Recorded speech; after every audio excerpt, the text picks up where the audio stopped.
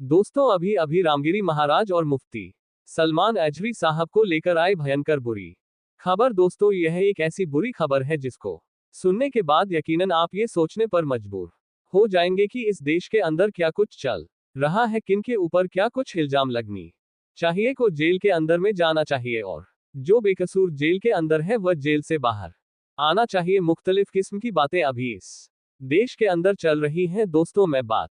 करने वाला हूं रामगिरी महाराज के बारे में, वही रामगिरी महाराज जिसने हमारे नबी की शान में गुस्ताखी की है। दोस्तों इसने इस तरीके से हमारे नबी की शान में गुस्ताखी किया है जो मैं बयान भी नहीं कर सकता, और मुझे यह उम्मीद है कि आप तमाम लोग इस चीज के बारे में अच्छी तरीके से जानते हैं। मुफ्ती सलमान अजहरी साहब के बारे में भी आप लोग जानते ही हैं, और तकरीबन 7 महीना कंप्लीट होने चला है तब से लेकर आज तक उन्हें जेल में रखा गया है और वह वरोहा जेल के अंदर मौजूद है। दोस्तों रामगिरी महाराज जिसको आज से 3-4 दिन पहले लोग जानते भी नहीं थे, ठीक उसी तरीके से जैसे यति नरसिंहानंद को कोई नहीं जानता था, लेकिन फिर उसने नबी की शान में गुस्ताखी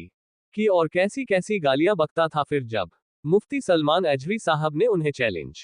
किया तो उसी दिन से लोग उसे जानने लगे, और ये सब मुफ्ती सलमान अजहरी साहब की देन है। उन्हीं के जरिए से लोग इसको जानने लगे हैं, और अब इसी चीज को देखकर बहुत से लोग ये सोचते हैं कि नबी की शान में गुस्ताखियां करके और मुसलमानों के हित में कुछ ना कुछ जहर उगल कर पॉपुलर हासिल करेंगे। दोस्तों यहाँ पर अफसोस का मुकाम है कि किस तरीके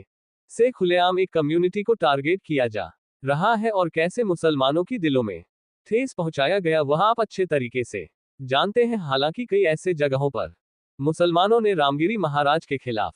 एफआईआर दर्ज करवाने के लिए गए थे, लेकिन दर्ज नहीं होता था, और फिर वहां पर धरना प्रदर्शन करने के बाद काफी मेहनत मुक करने के बाद फिर जाकर एफआईआर दर्ज होती, और एफआईआर दर्ज भी इस तरह से होती है कि अभी तक गिरफ्तारी नहीं हुई है, बल्कि इसका उल्टा उनकी सिक्योरिटी को और बढ़ा दिया गया है, ये कहकर कि इनके ऊपर अटैक हो सकता है या कोई ना कोई अनहोनी घट सकता है। आप खुद यहाँ पर देख सकते हैं, एक बेकसूर जो किसी धर्म को टारगेट नहीं किए थे, लेकिन भी उन्हें गिरफ्तार करके 7 महीने से जेल के अंदर रखा गया है, वो भी एक मामूली सी बयान की वजह से, जिसमें ना ही किसी तरह से उन्होंने किसी दूसरे मजहब के लोगों को टारगेट किया था और ना ही किसी दूसरे मजहब की बुराई की थी, वह तो मोहब्बत का पैगाम देते आए हैं। ऐसे में करीब 7 महीने गुजर चुके हैं, लेकिन अब तक आपकी रिहाई नहीं हुई। अभी तक आप धड़ा की जेल के अंदर मौजूद हैं, और जब जमानत के लिए आपके वकील याचिका डालते हैं तो कोर्ट की तरफ से उस याचिका को भी रद्द कर दिया जाता है, यानी जिसने बयान नहीं दिया, जो गुनाहगार नहीं है, वह ऐसे में करीब 6 महीनों से जेल में है, और ऊपर से उनकी जमानत भी रद्द कर दी जाती है। लेकिन जो सच में गुस्ताखे रसूल है, जिसने खुलेआम प्यारे आका की शान में गुस्ताखी की, सिर्फ भारत के मुसलमान ही नहीं, पूरी दुनिया में जिस भी कोने में मुसलमान रहते हैं उनके दिल को तकलीफ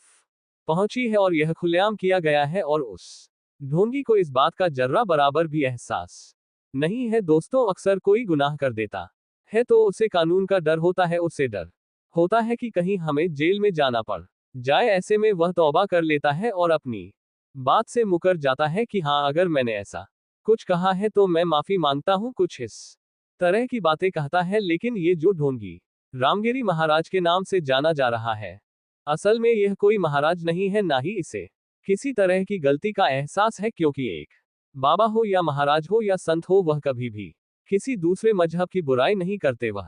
अमन अमान और भाईचारे का पैगाम देते हैं। दोस्तों आपको बता देना चाहता हूं कि सच में अगर इसे किसी चीज पर कमेंट करना चाहिए था तो वह उस दरिंदे के नाम पर कमेंट करना चाहिए था जिसने एक मासूम सी लेडी डॉक्टर के साथ ज्यादती की। लेकिन ऐसे लोग जो है वह कभी भी इन चीजों के ऊपर बात नहीं करते, बेटी की सेफ्टी के लिए बात नहीं करते, ये तो सिर्फ और सिर्फ मुसलमानों का नाम लेकर उनके सहारे अपनी रोजी रोटी बनाने की कोशिश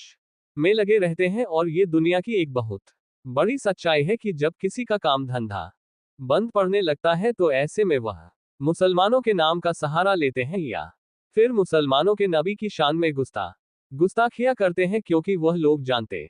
हैं कि अगर हमने मुसलमानों के नबी की शान में गुस्ताखी की तो सिर्फ भारत के मुसलमान ही नहीं, बल्कि दुनिया भर के मुसलमानों के अंदर हलचल पैदा हो जाएगी, और इससे उनकी टीआरपी बढ़ेगी, और इसी का फायदा उठाने के लिए तमाम चीजें करते हैं। दोस्तों वहीं एजाज खान ने भी अपना एक बयान जारी किया और खुले लफ्जों में यह बात कही कि मैं पहले भी यह बात कहता था कि मुसलमानों को अपना एक रहनुमा चुनना चाहिए, यानी आज ये जज्बाती मुसलमान जो है, यानी भोले भाले जो मुसलमान है, वह दूसरे पार्टियों को वोट कर देते हैं और अपने रहनुमा को वोट नहीं करते। और इसी वजह से आज हालात ऐसे हैं कि कोई भी किसी भी पार्टी का शख्स जो है वह आज मुसलमानों के लिए खड़ा नहीं होता। यानी एजाज खान ने खुले लफ्जों में यह बात कही कि मैंने पहले ही आगाह किया था कि ऐसे वक्त में अपनी पार्टी को चुनो, अपना एक नेता बनाओ जो तुम्हारे लिए आवाज को बुलंद करे, वरना आज जिसको तुमने वोट दे दिया है, क्या उनमें से कोई भी ऐसा शख्स है जो कि तुम्हारे लिए खड़ा हुआ हो, जिसने तुम्हारे लिए आवाज को बुलंद किया हो? यह वह तमाम लोग हैं जो सिर्फ और सिर्फ वोट लेने के लिए मीठी मीठी बातें करते हैं और बाद में मुसलमानों की कोई मदद नहीं करते, मुसलमानों के लिए आवाज को नहीं उठाते। एजाज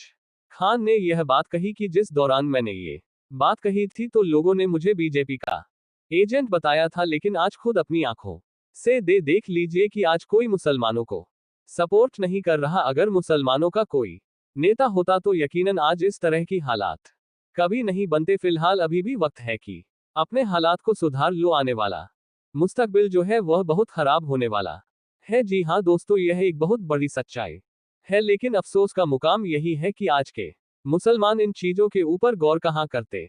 हैं। फिलहाल दोस्तों, बस आप लोगों से मेरी गुजारिश है कि अगर आप हजरात प्रोटेस्ट वगैरह भी करते हैं तो ऐसे में अमन बनाकर प्रोटेस्ट करें। आपकी वजह से किसी को तकलीफ हो, ये गलती आपको बिल्कुल नहीं करनी है, क्योंकि हमारा इस्लाम कभी भी किसी को तकलीफ देना नहीं सीखा था। इन चीजों का आपको बहुत ज्यादा ख्याल रखना है। मुझे उम्मीद है आप मेरी बातों को समझ गए होंगे। वीडियो पसंद आई है तो वीडियो को लाइक जरूर कीजिएगा। इस वीडियो को लाइक करके जितना ज्यादा हो सके उतना ज्यादा शेयर कीजिएगा। आज की इस वीडियो में बस इतना ही। हम मिलेंगे आपको अगली वीडियो में, तब तक के लिए अल्लाह हाफिज। संगीत।